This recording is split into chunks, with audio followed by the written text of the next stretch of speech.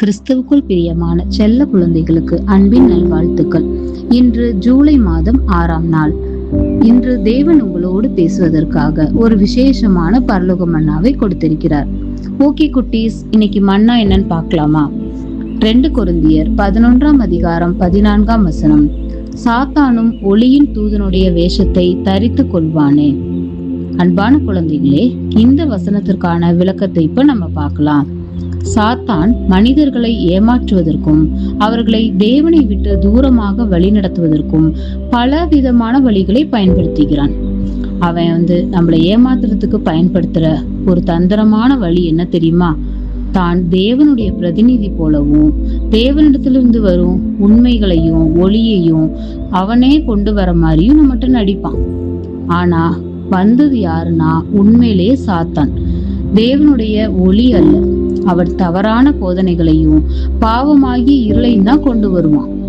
அவன் தன்னை ஒரு நல்லவன் போலவும் ஒளியை தரும் தூதனை போலவும் வேஷம் தரித்து காட்டி மனிதர்களை தவறான பாதையில கொண்டு செல்ல முயல்கிறான்.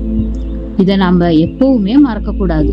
தேவனுடைய வார்த்தையாகிய வேதாகமத்தை நாம சரியாக படிப்பதன் மூலமாக தான் சாத்தானுடைய தந்திரமான வேஷங்களை நாம கண்டுபிடிக்க முடியும். தேவனுடைய சத்திய வெளிச்சம் நம்மிடம் இருக்கும்போது சாத்தான் எந்த ஒரு பொய்யான வேஷத்தையும் நாம சிக்கிராம எளிதா கண்டுபிடிச்சிடலாம். எனவே குழந்தைகளே, சாத்தானுடைய ஏமாற்று வேலைகளை நாம சிக்கி கொள்ளக்கூடாது. எப்போதுமே விழிப்போடு இருக்கணும். தேவனுடைய உண்மையான வார்த்தைகளை கற்றுக்கொண்டு அந்த சத்திய ஒளியில் நடந்து நம்முடைய தேவனுக்கு பிரியமான நல்ல பிள்ளைகளா நாம எப்போதுமே வாழணும்.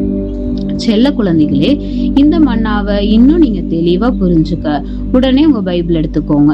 அதுல யோவான் 8ஆம் அதிகாரம் 44ஆம் வசனத்தை வாசிங்க.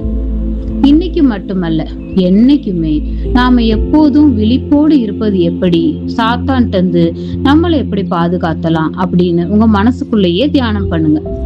ஓகே குட்டீஸ், இன்னைக்கு இந்த மன்னாவோட சந்தோஷமா இருங்க. இன்னைக்கு நைட்டு ஒரு சூப்பரான வேதாகம கதையோட நாம சந்திப்போம். எப்பவுமே தேவனுக்கும் கிறிஸ்துவுக்கும் பிடிச்ச சமத்து பிள்ளைகளா இருங்க. ஓகே குட்டீஸ், bye. God bless you tears.